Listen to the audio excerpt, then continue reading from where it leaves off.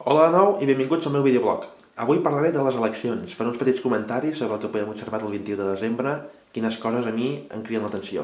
Bé, la primera cosa que ens cridaria tot l'atenció, crec jo, és la polarització que existeix en el Parlament, molt més marcada del que hi havia abans, i que és una polarització que existia socialment i que ara s'ha traslladat en el Parlament. Perquè aquestes eleccions, després del referèndum de l'1 d'octubre, que jo ja vaig comentar en un vídeo, ha provocat aquesta tensió més extrema entre aquests dos pols i que sembla completament irreconciliable. Alguns, jo mateix, ja venim advertint des de fa un temps que una situació de polarització social, aquesta tensió existent, no és bona per la vida democràtica. Es poden fer servir tots els arguments que vulguis per legitimar la teva postura, però la qüestió no és tant veure-ho des dels meus ulls de la meva postura i dir que jo tinc la raó, sinó entendre la dinàmica que es produeix. I la dinàmica que es produeix és negativa per la vida política i la vida social. I té unes conseqüències nefastes que ara ja s'estan notant, però que es notaran més llargament. Una d'aquestes conseqüències, o en tot cas un defecte d'aquestes dinàmiques, és el fet que aquesta polarització amb pols irreconciliables queda, i això és el més interessant, queda personalitzada, diguem-ne, amb forces de dretes. Quan s'entra en un joc de polarització de tipus nacionalista, que és el que s'ha fet, i es mouen les banderes, qui surt sempre guanyant i beneficiat, i això crec que és una lliçó que haurien d'haver pres ja, és la dreta. La majoria que té la dreta aclaparadora al Parlament de Catalunya és molt punyent. I el gir que hi ha hagut a la dreta ha estat per culpa, diguem-ne, d'aquest argument nacionalista que ha suplantat la resta d'arguments i la resta de raons. I això ho dic per què? Perquè jo no crec que socialment hi hagi hagut un gir a la dreta. El gir a la dreta s'ha produït de forma, si voleu, subreptícia darrere de les banderes. I això és una cosa molt destacada. Però la polarització també té un altre efecte, i és que aquests eixos, aquests pols irreconciliables segurament duran un cert temps. I el que provoca la polarització és que cadascú ho vegi des del seu punt de vista com de manera certa i la veritat, i ningú és capaç de veure des de l'altre punt de vista. Això és molt fàcil de veure amb un exemple. A Sant Vicenç dels Horts, que és el poble on l'Oriol Junqueras va ser alcalde, hi va haver no sé si va ser ahir mateix, una manifestació en favor de la llibertat dels presos polítics. Què és el curiós? Que Sant Vicenç dels Horts també va guanyar Ciutadans les eleccions, amb el 36% dels vots, a 10 punts de diferència, que és bastant, respecte a Esquerra Republicana.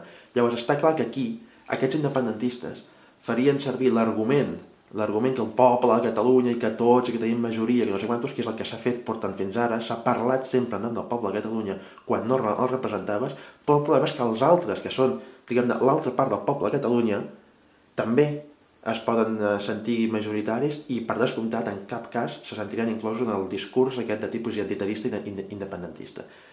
I això és una cosa que hem de tenir molt present, perquè aquests dos pols eren el mateix poble, era un sol poble. Això ho deia el PSUC. El PSUC fins i tot el van dirigir persones immigrades de la resta d'Espanya, i entenien perfectament que era un sol poble, i fins i tot que el català havia de ser la llengua vehicular d'aquest sol poble. Tots eren Catalunya. El problema és que ara s'ha volgut construir. Han començat els indepes, han volgut construir un poble de Catalunya que ells representaven, però els altres, òbviament, no s'han sentit inclosos. I el problema, i aquí és on arribo al meu punt de la conclusió, és que aquesta polarització que he dit que ara s'ha traslladat al Parlament, doncs acaba creant que efectivament existeixin dos subpobles.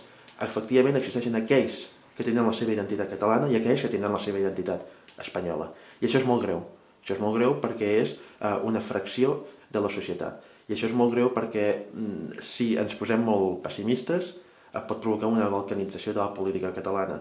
I per això, pel que m'hi respecta, com he dit abans, és una disminució de la política i de la qualitat democràtica. Pot ser molt legítim tenir reivindicacions i, per descomptat, és nefast que el govern espanyol no escolti les reivindicacions independentistes, però això no legitima per tirar pel dret pel teu projecte independentista, i això no vol dir que tu tinguis la veritat democràtica, perquè si la dinàmica que es produeix, com estic dient, disminueix la qualitat democràtica, doncs llavors malament anem, perquè l'efectivitat d'una política es demostra a la pràctica i es demostra pels efectes que té, no reivindicant i repetint contínuament que tens la raó i que tens la raó i que tens la raó, sinó mirant-ho a la pràctica.